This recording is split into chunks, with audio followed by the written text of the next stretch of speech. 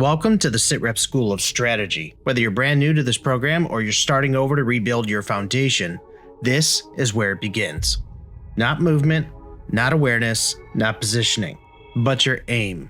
Because before you control a fight, before you can choose the right fight, and before you can outplay multiple enemies, you have to be able to win the fight in front of you. Lesson 1 asks a simple question. Can you win a one-on-one gunfight consistently? Today is not a settings guide.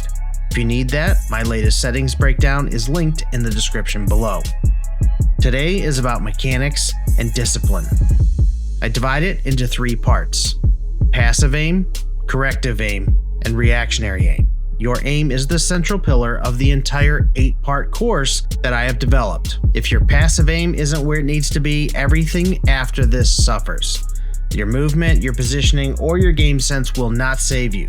So let's build this correctly. Most players think aiming starts when they ADS. It doesn't. Passive aim is what your crosshair is doing before the fight begins. Meaning, where does your crosshair live at all times? This is actual centering, but we're not just centered on the screen. If your crosshair sits at stomach level, you're losing gunfights before they start. If it's floating at the sky, you're reacting late every time. Your crosshair should naturally live at upper chest to head height. Always. Now layer in free look speed and habitual placement.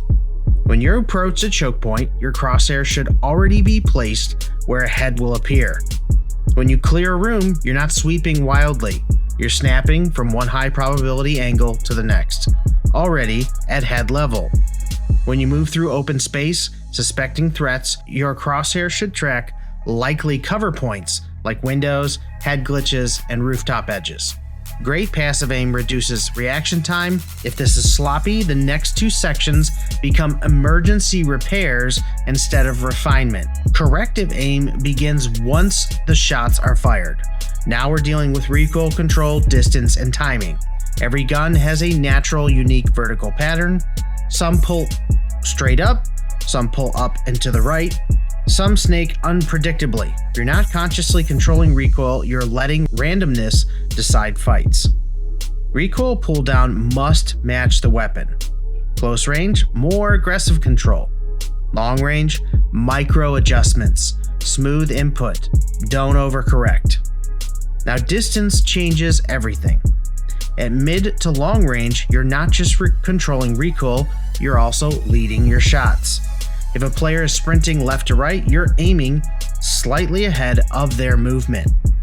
You don't chase the body, you're sending the bullets to where the target is about to cross. Bullet velocity plays a huge part in this effect, so think about this when you build your guns so that your bullets arrive on target as fast as possible. The same goes with sniping, but with more room for error.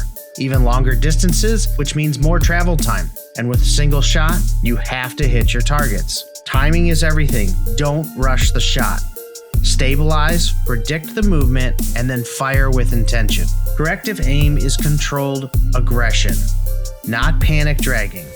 This is the difference between cracking armor and actually finishing kills. If you find yourself with tons of damage at the end of a game and no kills, it is likely because you are mismanaging your corrective aim. Finally, reactionary aim. This is what separates average players from the dangerous ones. This refers to the actions you take after you are shot at. You get shot from an unexpected direction. Most players panic, spin wildly, and then lose the fight. Instead, use your directional damage indicator. It tells you exactly where the threat is. Turn sharply but controlled toward the indicator. Now here's the key. Don't immediately hard ADS if you're within close range. Hip fire while you transition to passive centering. Then snap back into your ADS once your reticle is on target. Hip fire buys you milliseconds. Milliseconds win fights. Tracking matters here. Instead of flicking wildly, you're locking onto the center mass and gliding with the target's movement. Smooth beats frantic every time. Reactionary aim is calm under pressure. The big reminder is if your passive aim is low, corrective aim becomes frantic. If your corrective aim is sloppy, then reactionary aim becomes extremely behind. And if these systems break, every lesson after this weakens. Movement won't compensate for poor aim, positioning won't fix missed shots, and game sense means nothing if you cannot finish the kill. This is why this is the pillar. Master this first. Now, in order to practice these 3 fundamentals, the first drill is called the crosshair discipline drill. Play 1 full private match, simply focusing on keeping your crosshair at head level, even when no enemies are around. This goes directly into a room entry repetition, which is where you engage hotspots in a room, or if you're in the open, power positions that have an angle on you. This will help you reinforce the concept of cover protection and where you should be pre-aiming as you move through an area. Move slowly, place your crosshair intentionally on every entry point, and then speed up as you progress. The second drill is the recoil pattern mastery drill. Shoot at a wall without controlling the recoil. Monitor the direction of that recoil pattern and then pull down in the opposite direction to control it. Remember to do this test at various distances to see the effect of the pull down across range. In other words, the farther the target is away, the more you will have to pull down to achieve the same control. Learn this different visually so that they become more instinctual in the moment when you're firing upon enemies at different ranges. The final drill is the reaction reset drill. Have a friend shoot you from random angles in a custom lobby. Train yourself to turn calmly and center before firing.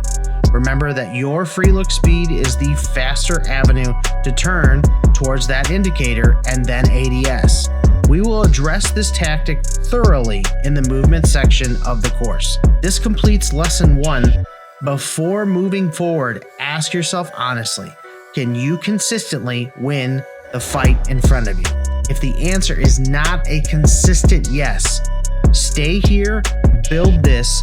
Everything else in the SITREP School of Strategy is built on it.